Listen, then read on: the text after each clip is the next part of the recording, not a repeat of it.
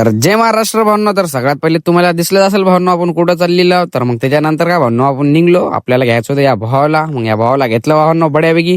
तर आपण सगळ्यात पहिले आपण तेल टाकून घेतलं, कारण की आपल्याला जायचं होतं भावनो माहूरला. मग त्याच्यानंतर काय भावनो तुमच्या भावाला लागली ती भूक. मग काय भावनो तुमच्या भावानं नाश्ता वगैरे केला आणि तुमचा भाऊ निघला भावनो पुढं.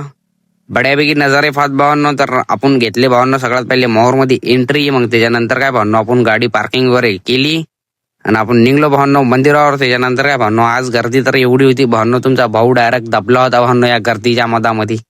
लय गर्दी होती भावनो. मग फायनली तुमच्या भावाचे दर्शन वगैरे झाले भावनो बड्यापैकी. तुम्ही पण दर्शन घ्या भावनो. आपले 3 घंट्यानंतर दर्शन झाले भावनो. आपल्याला लय टाइम झालता, संध्याकाळची वाजले होते भावनो 4-5.